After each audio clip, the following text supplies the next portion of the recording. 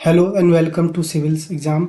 आज हम करेंगे मौर्यन एम्पायर का पार्ट 4 और इसमें एसएससी में जो भी प्रीवियस ईयर क्वेश्चंस आए हैं उसको देखेंगे आज हम। तो पहला क्वेश्चन है what was the duty of officer called Samaharta. तो समहर्था नाम का जो ऑफिसर था उसकी क्या ड्यूटी थी? Option to reserve the state treasury, security assurance, to correspond और टैक्स असेसमेंट। तो समर्था का काम क्या था? ये कौन था? तो ये टैक्स असेसमेंट करता था। जो समर्था था वो टैक्स असेसमेंट का काम करता था मौर्यन एडमिनिस्ट्रेशन सिस्टम में, और इसका काम था टैक्स को कलेक्ट भी करना। मौर्यन प्रशासन में एक ऑफिसर हुआ करता था समर्था नाम का। अदर ऑप्शंस देख लेते हैं वो क्यों इनकरेक्ट है। तो जो सन्नी धाता नाम का दूसरा ऑफिसर था, ये इसका काम क्या करता था? ये राज्य के खजाने का संरक्षक होता था। मतलब ये जो खजाना होता था राज्य का, उसकी देखभाल करता था, ये उसका कस्टोडियन हुआ करता था। फिर जो सिक्योरिटी जो था, सिक्योरिटी अश्योरेंस, सुरक्षा जो सुनिश्चित करता था, उसके लिए दो प्रकार के ऑफिसर्स हुआ करते थे। एक होता था प्रदेशता जो कि रूरल एरिया में होता था, एक होता था नगरका जो कि शहरी एरिया में होता था। प्रदेशता जो था ये रूरल एरिया में होता था, और नगरका ये शहरी एरिया में होता था, शहर प्रशासन में होता था। और करस्पॉन्ड जो पत्राचार होता था करस्पॉन्ड कम्युनिकेशन के लिए, उसके लिए जो ऑफिसर था उसका नाम था प्रशस्ता। प्रशस्ता या लिपि प्रशस्त नाम था, या लिपि शाला हिंदी में बोल सकते हैं इसको। अब हम नेक्स्ट क्वेश्चन पे चलेंगे जो कि एसएससी सीजीएल 2022 में आया है। ये क्वेश्चन है Chandragupta Maurya conquer Magध with the help of Kautilya overthrow the Dash Empire and establish the glorious Mauryan Empire in 322। मतलब चंद्रगुप्त मौर्य ने कौटिल्य की सहायता से मगध पर विजय प्राप्त की, और किस साम्राज्य को उन्होंने पराजित किया था 322 ईस्वी पूर्व में? Option A Nanda, option B Malla, option C Kuru, option D Panchal. तो क्या ऑप्शन होगा? नंद। तो वो नंद वंश को हरा के चंद्रगुप्त जो थे वो शासन पे बैठे थे। एक मिनट। तो चंद्रगुप्त मौर्य जो थे वो शासन पे किसको हरा के बैठे थे? नंद वंश को। और नंद वंश का जो आखिरी राजा था, क्या नाम था उसका? उसका नाम था धनानंद। तो ये धनानंद जो था इसको चंद्रगुप्त मौर्य ने हराया था कौटिल्य या चाणक्य की मदद से, उनके गाइडेंस के अंदर, और धनानंद को हरा के उन्होंने सिंहासन प्राप्त किया था। पार्टनरशिप किसके साथ की थी? चाणक्य, ये इन्होंने गाइड किया था।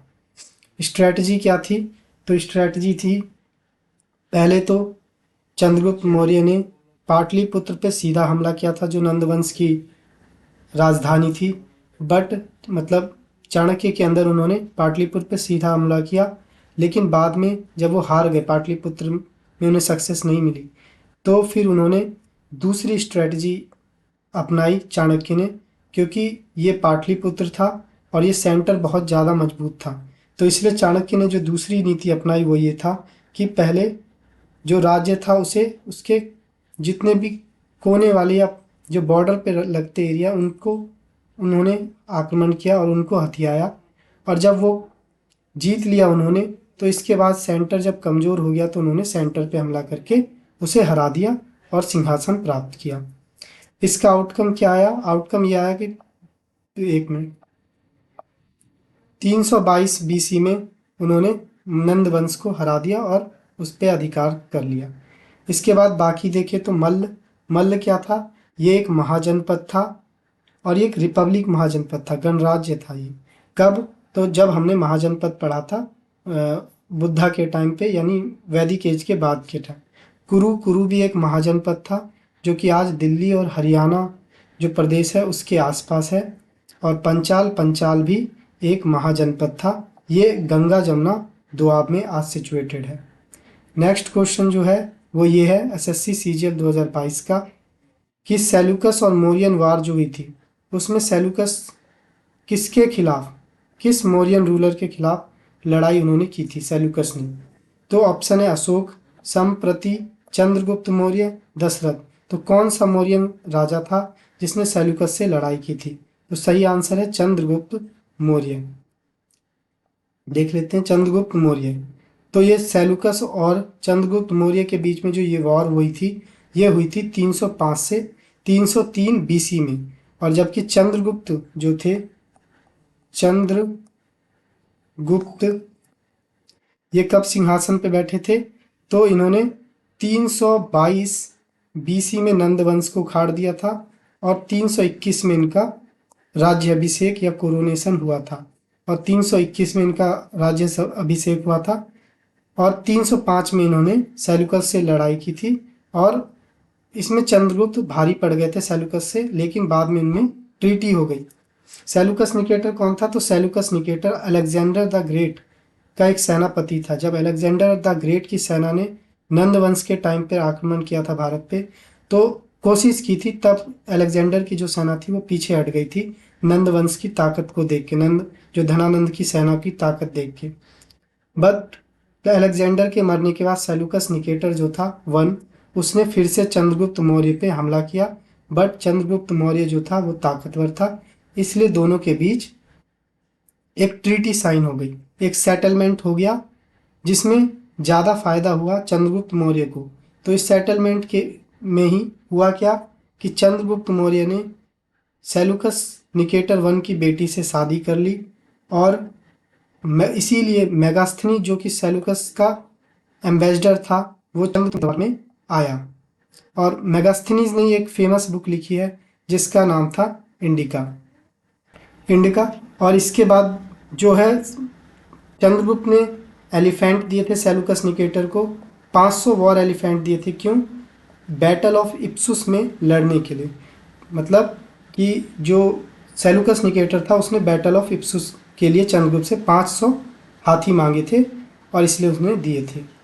बाकी ऑप्शन अशोक, तो अशोक कौन थे? ये चंद्रगुप्त मौर्य के पोते थे, मतलब चंद्रगुप्त के बेटे बिंदुसार के बेटे अशोक। संप्रीति और दशरथ कौन थे? ये मौर्यन एम्पायर में ही आगे चल के अशोक के ग्रांड सन, मतलब अशोक जो आएंगे उनके पोते थे। इसके बाद चंद्रगुप्त, अगला सवाल 2022 के सीजन में आया। चंद्रगुप्त मौर्य ने ओवरथ्रू कर दिया था कौटिल्य की मदद से किस राजा को 322 बीसी में? तो 322 में किस राजा को उखाड़ के फेंक दिया था चंद्रगुप्त मौर्य ने? ऑप्शन है कुरु, मल्ल, पंचाल या नंद। मतलब किस डायनेस्टी को उखाड़ के फेंक दिया था चंद्रगुप्त मौर्य ने? तो सही आंसर क्या है? सही आंसर है नंद। तो नंद वंश का जो राजा था, आखिरी राजा धना नंद, उसको चंद्रगुप्त मौर्य ने उखाड़ के फेंक दिया था, हरा दिया था और मौर्य वंश की स्थापना कर दी थी। तो नंद वंश को हराया था चंद्रगुप्त मौर्य ने। आखिरी राजा था नंद वंश का धनानंद। और किसके मदद से हराया था? कौटिल्य, जिसको चाणक्य या विष्णुगुप्त, दो नाम है कौटिल्य के, और चाणक्य और विष्णुगुप्त। अदर ऑप्शन देखे तो कुरु क्या है? ये इंडो आर्यन ट्राइब थी वैदिक पीरियड में, जो कि दिल्ली और हरियाणा रीजन जो आज का वहाँ पे ये थे पावर में। मल्ल क्या? ये महाजनपद थी, गणराज्य मतलब गणराज्य महाजनपद थी मल्ल। और पंचाल भी एक महाजनपद था जो कि आज गंगा प्लेन है, उस टाइम पे था। उस टाइम पे आज जो गंगा प्लेन है वहाँ पे मौजूद था। नेक्स्ट क्वेश्चन अगर हम देखें, ये एसएससी सीजीएल 2022 का है। विच of the following Mauryan ruler did Seleucus fight against in and the Seleucus Mauryan war in the Seleucus Mauryan war? तो सेल्यूकस मौर्यन वॉर में सेल्यूकस ने निम्नलिखित में से किस मौर्यन शासक के विरुद्ध युद्ध किया? Option A Chandragupta Maurya, Samprati, Ashoka, Dasharatha. तो किसने सेल्यूकस निकेटर के साथ वॉर किया था मौर्यन एम्पायर के किस किंग ने? तो था चंद्रगुप्त मौर्य। तो चंद्रगुप्त मौर्य ने सेल्यूकस निकेटर से वॉर की थी। और कब किया था ये लड़ाई? कब हुई थी सेल्यूकस और चंद्रगुप्त के बीच? 305 से 303 बीसी में, after the death of Alexander the great. तो हमने पहले देखा कि Seleucus Nicator Alexander the great का एक सेनापति था और अलेक्जेंडर के मरने के बाद इसने फिर से चंद्रगुप्त मौर्य पे हमला किया। और पहले चंद्रगुप्त मौर्य यानी मौर्य वंश के फाउंडर थे और उससे पहले थे नंद वंश, उस पर हमला किया था अलेक्जेंडर द ग्रेट ने। नेक्स्ट क्वेश्चन अगर हम देखें तो ये 2021 में CHSL में पूछा गया था। Who among the following kings founded the Mauryan empire in ancient India? किस राजा ने मौर्यन एम्पायर को की स्थापना की थी प्राचीन भारत में? Option A Ashoka, Chandragupta, Bindusara, Dasharatha. तो किसने फाउंड किया था मौर्यन वंश को? तो वो थे चंद्रगुप्त मौर्य। आंसर चंद्रगुप्त मौर्य। कब? तो चंद्रगुप्त मौर्य ने नंद वंश के आखिरी जो राजा थे धनानंद, उसको उखाड़ के फेंका चाणक्य की मदद से। कब? 322 BC में, और 321 BC में इनका राज्य अभिषेक हुआ था चंद्रगुप्त मौर्य का। मौर्यन वंश की अगर हम बात करें तो मौर्यन वंश में सबसे पहले चंद्रगुप्त मौर्य, जिसने चंद्र मौर्य वंश की स्थापना की नंद वंश को हरा करके, जो नंद वंश का आखिरी राजा धनानंद था। उसके बाद आए बिंदुसार। बिंदुसार ने कुछ जो वंश था इसको, मतलब जो मौर्यन वंश था, साम्राज्य था, उसको ज़्यादा मतलब बढ़ाया नहीं, मतलब उसको वैसे विस्तार को बढ़ाया दक्कन की तरफ, लेकिन इन्हें कुछ बड़ा नहीं किया, मतलब इनको कुछ ज़्यादा चीज़ों के लिए नहीं जाना जाता। पर इनको ग्रीक में अमृतघाता यानी शत्रु संहारक कहा जाता है। फिर इसके बाद आए बिंदुसार के बाद अशोक द ग्रेट।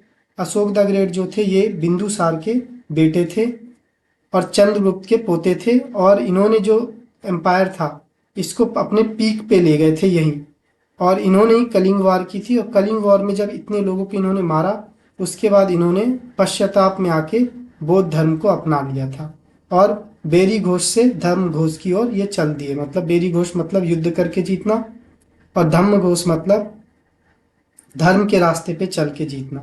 और दशरथ जो थे ये आखिरी राजा थे मौर्य साम्राज्य के।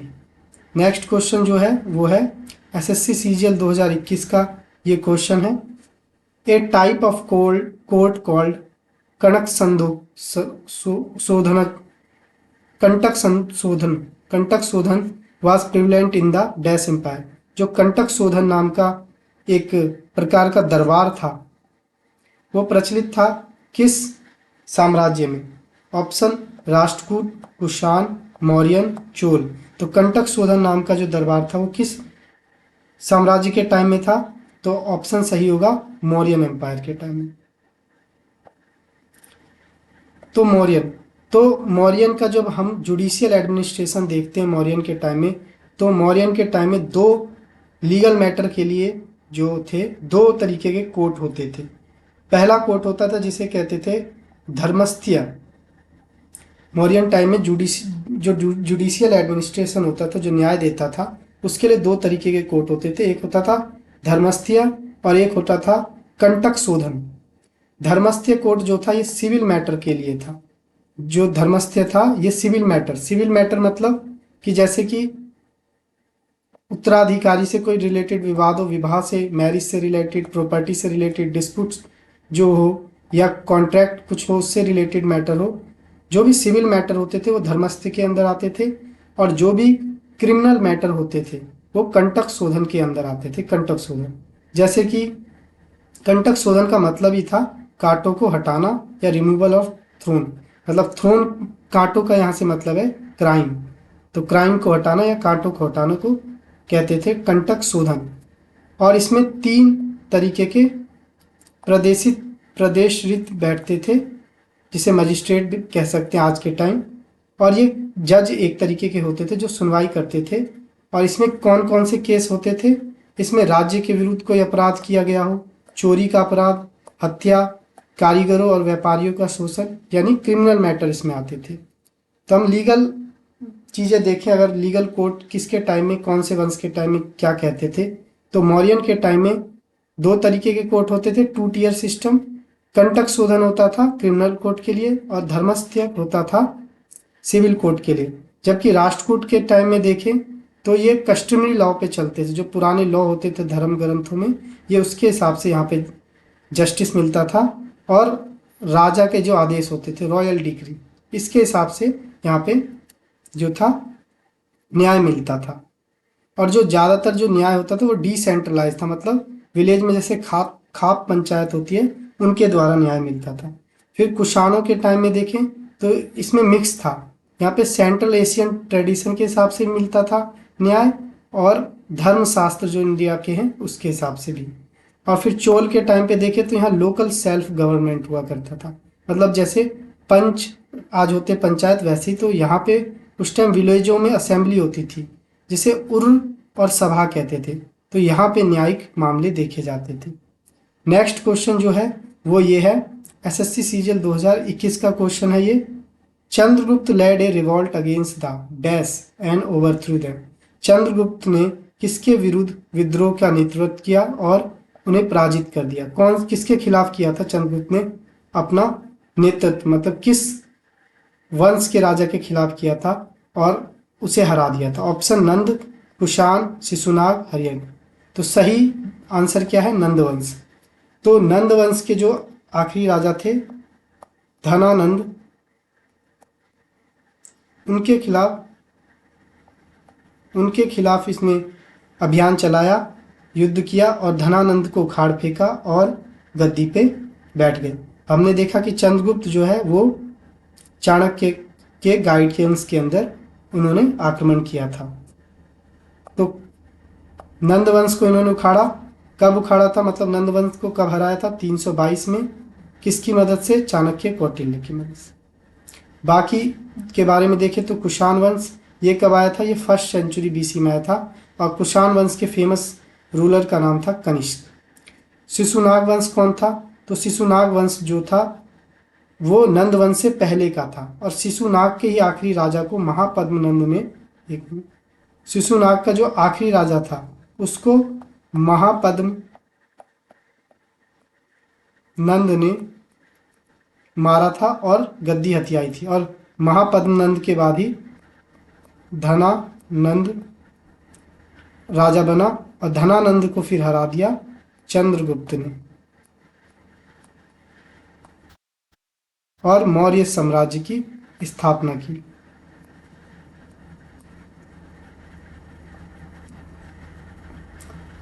फिर इसके बाद हर्यक वंश के बारे में देखें तो हर्यक वंश जो था ये मगध वंश का सबसे पहला डायनेस्टी था। हर्यक वंश, हर्यक वंश में जो फाउंडर थे वो थे, जिन्होंने हर्यक वंश की स्थापना की थी वो थे बिंबिसार, और बिंबिसार के बेटे थे अजातशत्रु, जबकि बिंबिसार से मिलता जुलता नाम है बिंदुसार।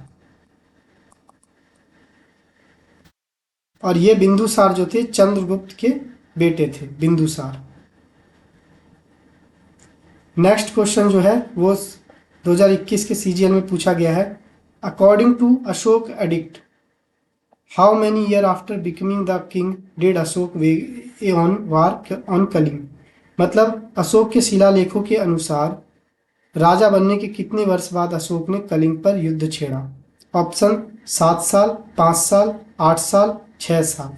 तो सही ऑप्शन होगा 8 ईयर यानी 8 साल। तो जो अशोक थे वो किसके बेटे थे? सबसे पहले फाउंडर कौन था?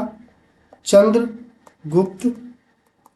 चंद्रगुप्त जो थे इन्होंने नंद वंश के शासक धनानंद को हराया था,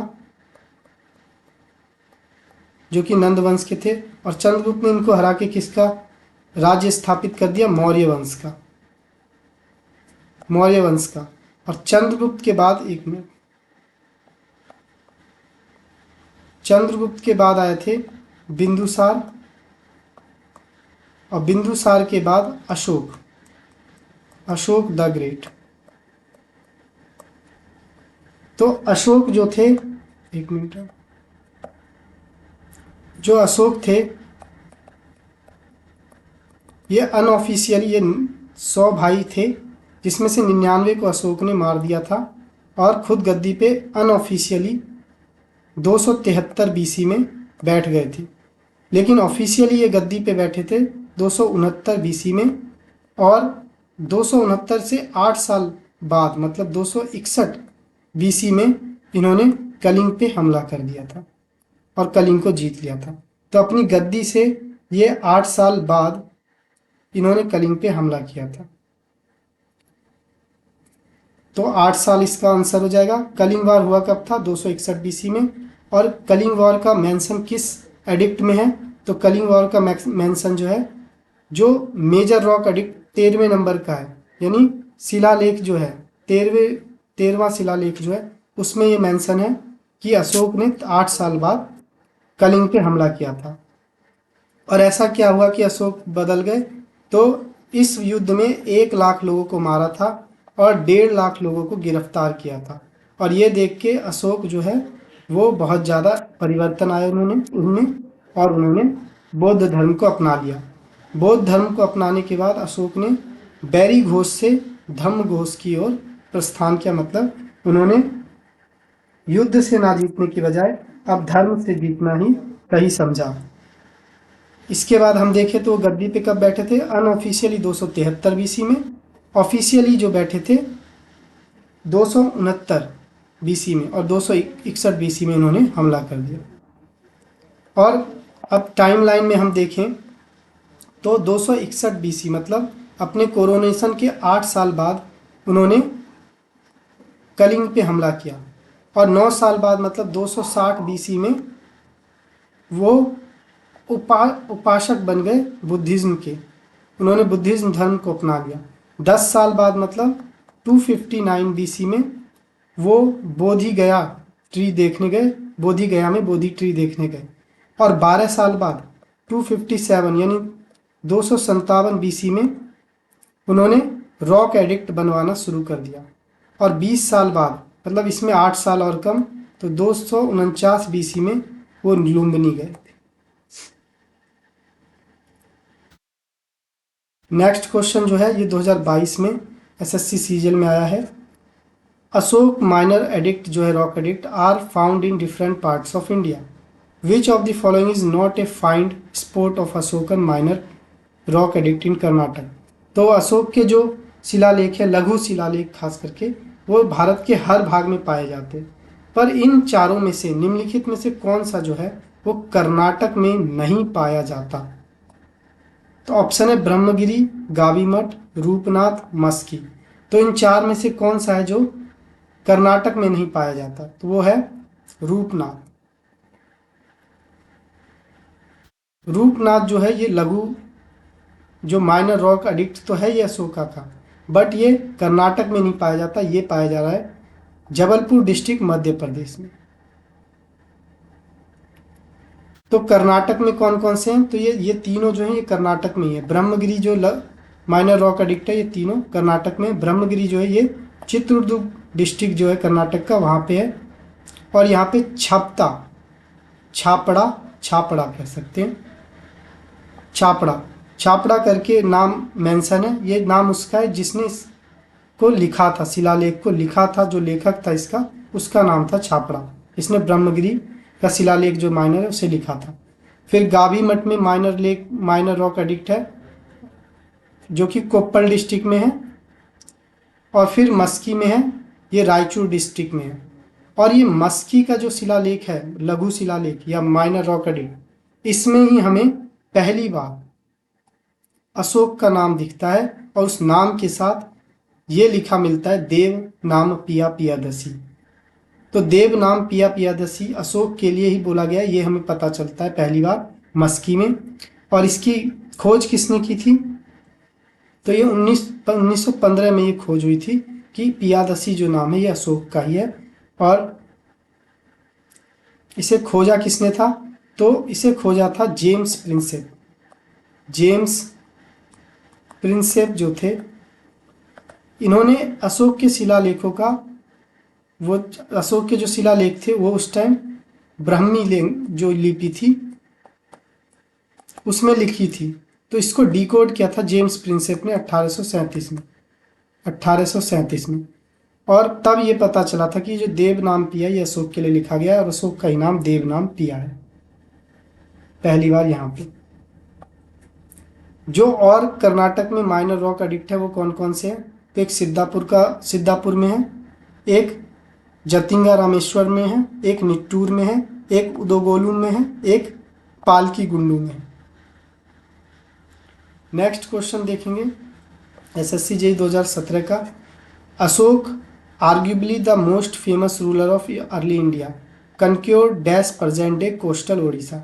अशोक जो संभवतः प्रारंभिक भारत के सबसे प्रसिद्ध शासक थे जो आज का ओडिशा का तटीय क्षेत्र है, कौन सा शहर था, जिसे अशोक ने जीत लिया था? ऑप्शन पाटलिपुत्र, प्रयागराज, तक्षशिला, कलिंग। तो कौन सा राज्य जीता था जो आज उड़ीसा का तटीय क्षेत्र है, आज भी है? तो वो था कलिंग। तो अशोक ने कलिंग को जीत लिया था। कब जीता था?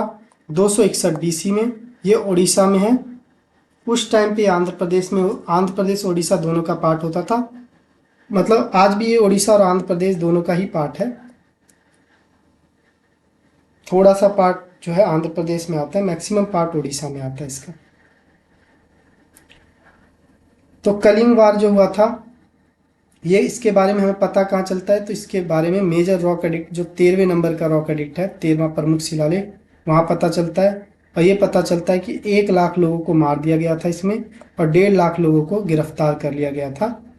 और यहीं पे जो था अशोक का दिल परिवर्तित हो गया और उन्होंने बौद्ध धर्म को अपना लिया और दिग्विजय से धम्म विजय की ओर चल दिए, या बेरी घोष से धम्म घोष की ओर चल दिए, दोनों कह सकते हैं। दिग्विजय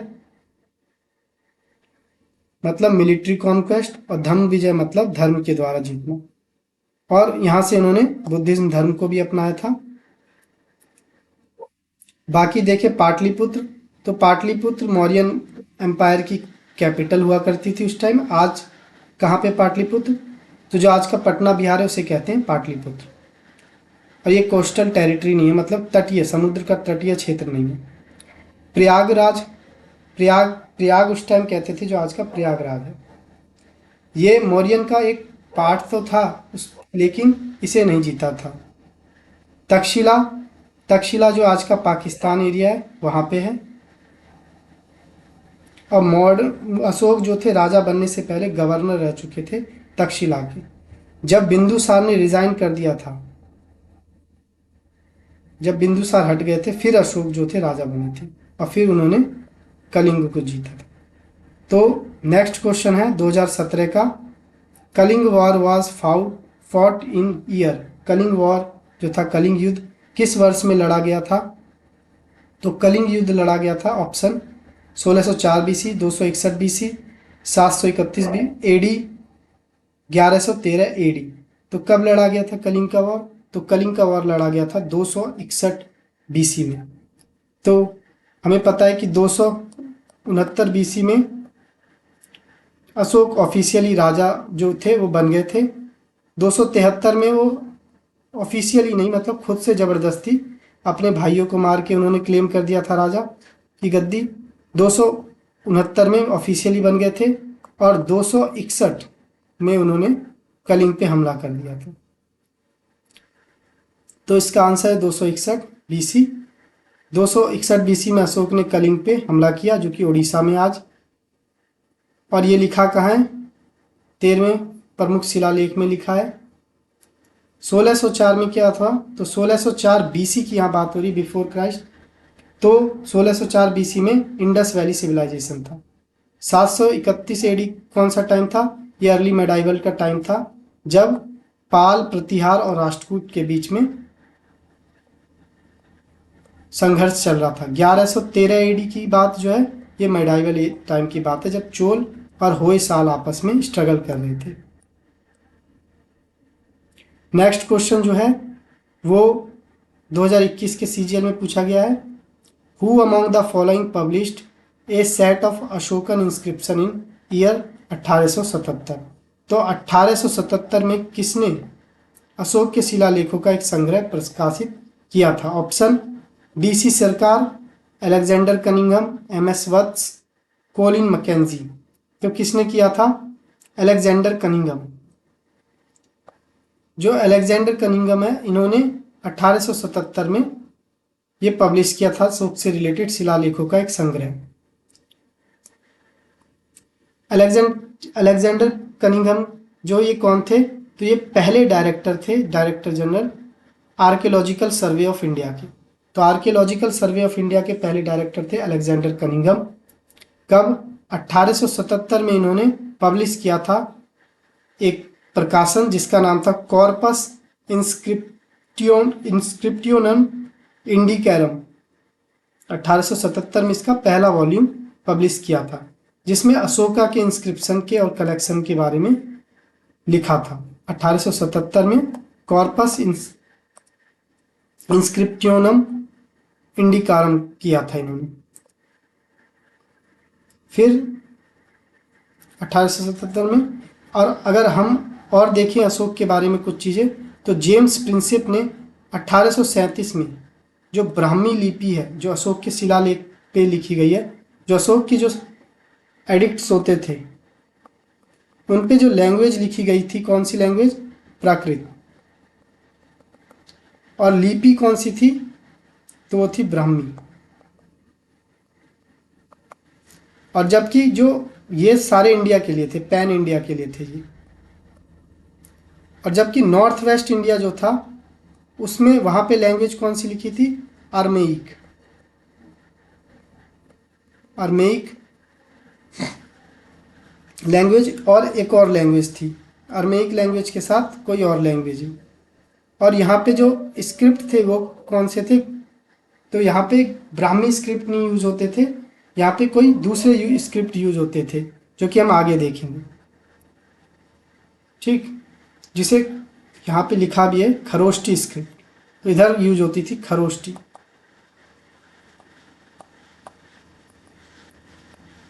और दोनों में अंतर होती है, खरोष्टी और ब्राह्मी लिपि अलग अलग तरीके से लिखी जाती है। तो जेम्स प्रिंसेप ने ये जो ब्राह्मी लिपि है इसको डिसाइफर किया था, इसको मतलब पढ़ लिया था, इसको डिसाइफर किया, और इससे उन्हें पता चला पहली बार जो मस्की में जो शिलालेख है, जो मेजर रॉक एडिक्ट है मस्की में कर्नाटक में, वो माइनर रॉक एडिक्ट है मस्की में, वहाँ पे इन्हें पता चला, मस्की का जो शिलालेख है उसमें इन्हें पता चला कि देव नाम पिया पियादसी ये अशोक के बारे में ही लिखा गया है। फिर अलेक्जेंडर कनिंगम, इसके बारे में देखा 1877 में इन्होंने पब्लिश किया। बाकी ऑप्शन के बारे में देखें तो डीसी सिरकार कौन थे? तो ये 20वीं सेंचुरी के एक एपिग्राफिस्ट थे और इन्होंने एक किताब लिखी थी सेलेक्ट इंस्क्रिप्शन। फिर एमएस वत्स कौन थे? तो इन्होंने हड़प्पा सभ्यता जो सिविलाइजेशन है उसमें ये पुरातात्विक थे, जो हड़प्पा सभ्यता के टाइम में इन्होंने एक्सकवेशन किए थे कई सारे, उसमें शामिल थे एमएस वत्स। कॉलिन मैकेंजी क्या थे? ये इंडिया के पहले सर्वेयर जनरल थे, भारत के पहले सर्वेयर जनरल। अब हम देखें सात मेजर पिलर थे, मेजर पिलर एडिक्ट थे 7। तो ये पिलर एडिक्ट है, 3 तरह के एडिक्ट थे अशोका के टाइम में। एक कहाँ पे? एक 3 तरीके थे। पहले थे मेजर रॉक एडिक्ट,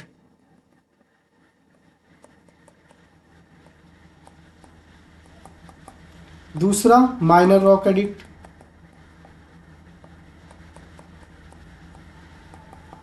और ये तीसरे होते थे pillar rock edict, pillar addict भी कह सकते हैं या पिलर रॉक एडिक्ट। ये पिलर रॉक के ही बनते थे, चट्टानों के, और ये मोनोलिथिक हुआ करते थे। तो 7 पिलर रॉक एडिक्ट जो है इनके थे। पहले पिलर एडिक्ट में जो लिखा था, क्या लिखा था? पहले पिलर एडिक्ट में लिखा था प्रोटेक्शन ऑफ पीपल, उनके बारे में जो प्रिंसिपल है, जनता के संरक्षण के सिद्धांत। पिलर 2 में लिखा था धम्म को डिफाइन किया गया था, धम्म की परिभाषा किसमें दी गई है? तो सेकंड पिलर में। थर्ड पिलर में क्या दिया गया था? जो कठोरता है, मतलब कि अबॉलिश करना किन किन चीज़ों को? हार्शनेस को, एंगर को, क्रुएल्टी को। कठोरता, क्रोध और क्रूरता, इनको खत्म करना। पिलर 4 में क्या लिखा था?